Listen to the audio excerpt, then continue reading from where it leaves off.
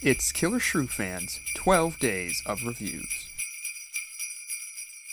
Hello everyone and welcome back to Killershrewfan's 12 Days of Reviews. Today we will be taking a look at this, the massive Jurassic World / Park Legacy Collection Brachiosaurus by Mattel. Now, when news broke of this dinosaur toy being produced, everyone was just through the roof with excitement, and that excitement only grew when official images were finally released back shortly after the New York Toy Fair, and then we had to wait all the way up until October for these to see the light of day, and I don't think I have ever seen so much coming together in a collecting community than when this was hitting shelves. Everyone everywhere was posting about their efforts in procuring this Brachiosaurus, and everyone was celebrating their addition to the collection and sharing it with the world around them, and everyone was just so excited, so united, and so passionate about finding this dinosaur toy and adding it to the collection. I myself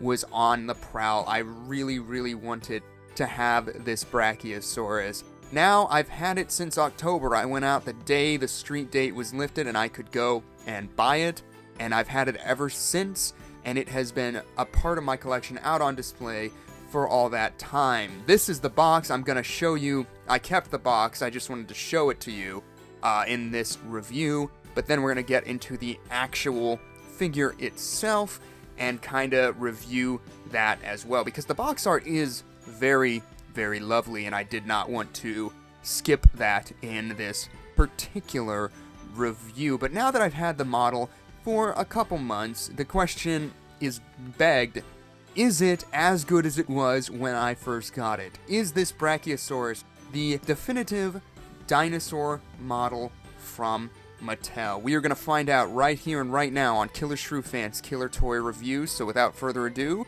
let's do this! Now, the box art done by Mattel features two key areas, the horizontal display and the vertical display here. The vertical display is just an up-close image of the Brachiosaurus render itself, and this is just done so that both collectors and retailers have multiple ways that they can display this thing on the shelf. The bottom of the box kind of features a diagram of how to put this thing together, and then the top of the box just has the Jurassic World Legacy Collection logo against an ashy sort of texturing, and it looks fantastic. And then, of course, the front of the box features that iconic scene from the first movie where they first arrive at Jurassic Park and finally see a dinosaur for the first time. You can see all three of the key characters, Dr. Grant, Dr. Ellie Sattler, and John Hammond, admiring this behemoth. You've also got a kid kind of sort of playing with it. I hesitate to use that term because you can't really play with this thing. And of course you've got the size chart in the top right corner as well. But aside from that, there's not a lot to the box art on this thing. It is very nice and cool to look at, and one of the few Mattel things where it's like, if you're gonna get this thing and open it, you better keep the box too. But aside from that, there's not a lot to say, and you've probably seen it 100 times already. So I'm going to go ahead and open this Mattel Brachiosaurus. Be right back. So there is our Mattel Legacy Collection Brachiosaurus, and as you can see, this is going to be a very awkward and unappealing review. I have never reviewed something of this scale and scope before on this channel, and am likely to never do so again. But yes, the Legacy Collection Brachiosaurus out of the box was a simple method of assembly with popping the neck joint in at the shoulders and then the tail in, and it's a one-time thing. You can't put it back in the box. But yeah, I mean, I don't know why you would out of the box. It's just strikingly gorgeous. Its scale is so impressive, and the sculptural detail on this thing, oh my gosh, especially on the head. The head is easily the most visually well done aspect of this Brachiosaurus. It looks just like the Stan Winston animatronic in the maquette and the concept art, right down to the individually sculpted peg teeth of the mouth, the wrinkles, the musculature, all of it has been so lovingly addressed on this head. And as you can see, it does come with this point of articulation at the jaw, so you can display it both open and closed. With the jaw closed, you can still see those peg-like teeth jutting out. And Yeah, it's just one of the few points of articulation on this thing, if the only one that I think is actually relevant to it. But yeah, the sculptural details are just so great, as they usually are from Mattel. Everything, the wrinkles, the striations, the folds of skin, the way it stretches over the movement, it all feels so right, so clean, so well handled, and the articulated jaw is a fun feature on this head. This thing just looks so film accurate in terms of its sculptural details. The wrinkling textures, all of it is just so gorgeous to look at. The midsection features some lovely musculature at the shoulders, and the skin stretches tight over the rib cage, so you got a good indication of the ribs, and then you've got more wrinkles, folds of skin bagging up over the tail, all the way down to the tip of the tail, which is a rubber tip, one of the few areas of rubber on this Brachiosaurus. The legs and arms just look like pillars. They are so robust, and the way the skin kind of sags over them, particularly at the ankles and the kneecaps and elbows, is quite gorgeous. The musculature is all there. It looks very powerful, very, very strong, and I think Mattel knocked this sculpture out of the park. The toe claws have all been sculpted but are not painted, but yeah, here you can get more angles of the musculature in the forearm and the bicep and the sort of barrel chest of this Brachiosaurus. And there you can see the sort of slide that the neck goes up and down on. Here, the other side, you can kind of get a good idea of the sculptural detail on this side as well. It's largely the same as the other side. I don't think there's as much sagging skin on this side because the creature is kind of oriented slightly over its left shoulder, so it is stretched a bit tighter on this side. Taking a look at the underbelly, there's some lovely stretching ligaments and musculature in the neck. There isn't a lot of sculptural detail in the pectoral regions, but I can forgive that, seeing as that's the area where the neck joint kind of slides at. Well, maybe I can't forgive that. We'll get into that later. But the bottom of the body itself features lovely detail. The feet pads have been sculpted. There's the QR code if you want to scan this Brachiosaurus into your Dino Rivals Jurassic World Facts app. The back right foot features the Jurassic World logo. And as you can see, the bottom of the tail is textured as well. As far as the overall pose of this thing goes, it's incredibly neutral. The legs are just seated firmly beneath it, and the neck cranes in a graceful S-curve upwards and ever so slightly to the left, as if the creature is looking off into the distance. So it's pretty standard for Mattel in terms of the posture. Very neutral, very basic, it stands fine, you can't really do much with it. We'll talk about points of articulation later, but yeah, that's what we're looking at for the pose of this Brachiosaurus, and it gets the job done. This thing doesn't have to do anything really, except sit there and look nice, and it has that pretty much down to a science. Mattel did a great job with the sculptural details and elements of this Brachiosaurus. Now for the paint scheme, again, pretty basic. You've got this sort of cream underbelly that transitions up into this sort of grayish brown midsection and then a darker dorsal gradient going on the back. You've also got some flecking going on. It's not picking up on camera, even in my close-ups, but it is there to kind of break up the coloration of that sort of lateral region. One issue that I kind of have with this thing is the finish. There's this lovely sort of matte finish on the top 3/4 of the head, but then it kind of gets glossed over as you go down the body, and it's really being picked up in my light here, but you can definitely see that disparity, that sort of dusty matte finish on the top, and then how it sort of gets glossed over towards the body. It does the detail on this thing a disservice, and it gives it this sort of cheap appearance, which is really unfortunate because the head looks fantastic with its finish, and then the body not so much. They glossed it over, the detail doesn't read as well, and that's just one area of big contention that I have with this Brachiosaurus. It definitely undermines the overall visual appeal of the animal, and since this thing is meant to be more of a statue, it's kind of pulling it back from that. It's not allowing it to be as gorgeous as it could be. That is really my biggest gripe with the overall appearance of this Brachiosaurus. The sculptural details, as with all of Mattel's offerings, are quite lovely.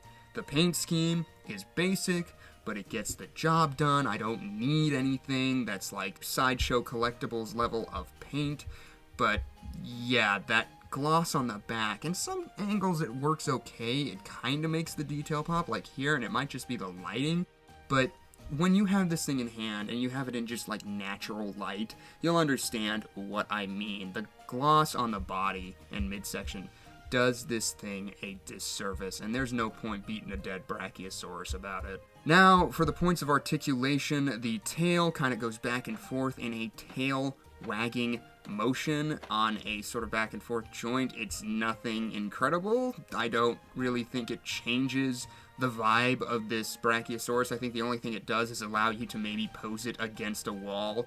The back legs rotate forward and backwards and can go all the way up and around like this thing is lifting its leg to take a pee on a bush. The front legs go forward like shun the non-believer, shun. And that's about it. I mean, the only other point of articulation aside from the opening and closing mouth is in the neck. You can pull the entire neck downwards towards the ground as if it's leaning over to take a drink of water, but then that creates this weird humpback of Jurassic Park vibe for this Brachiosaurus, and I don't think it adds much. Here, if you went it down that far, that's probably about as far as you could go and it still look okay. The neck can also be rotated at the base, but again, it doesn't really do anything. All it does is like give it like, you talking to me vibes. It doesn't look natural. It doesn't, add anything for me.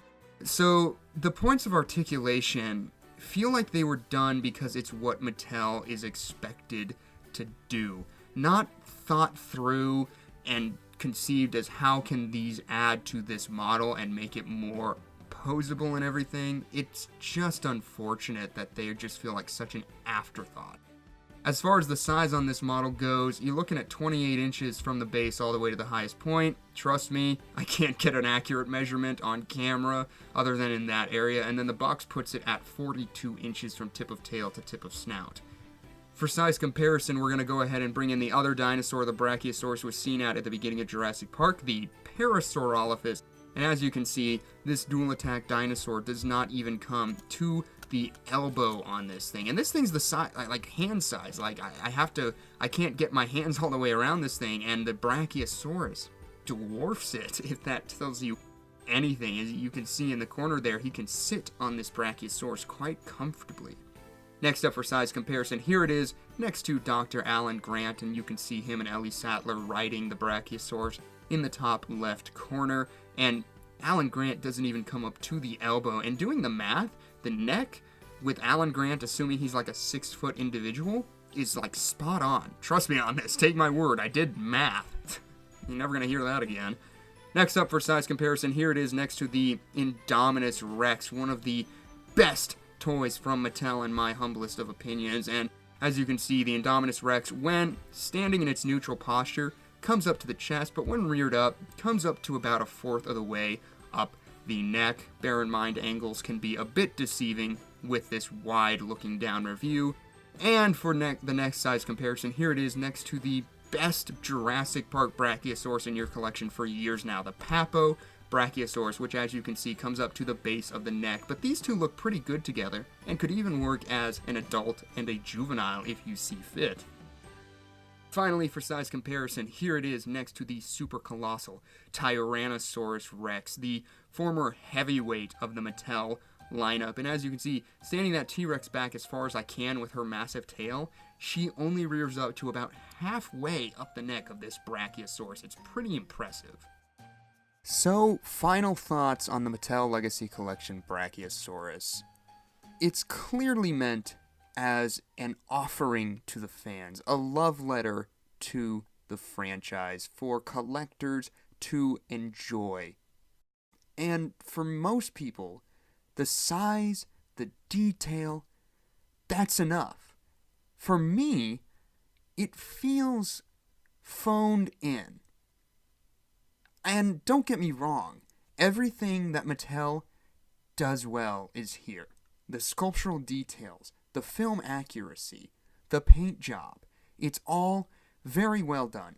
Everything about this model is well done from an aesthetic standpoint. But ultimately, it just feels like a glorified hunk of plastic. And you can make the argument that any dinosaur toy is a glorified hunk of plastic. I get it. But this one in particular feels that way. Because Mattel didn't Mattelify this. And that just feels so basic to me. Like, it looks great. It's big. It had hype. 25 years worth of hype, mind you. But that's it. That's all there is to this model. And like I said, for many people, that's enough. For me, there's so many missed opportunities here. This would have been the perfect toy to reinstitute some real feel rubber skin. They could have still had hard areas of plastic, like the head, so that they could have the articulated jaw and everything. I mean, the Kenner toys did that a lot, and I know we're not going to ever have Kenner again, yada, yada, yada, but still, like they did the real feel rubber skin on the Mosasaurus, which was another big dinosaur toy. All it did was sit there, but at least it had that real feel rubber skin. Something to make it a standout in the collection.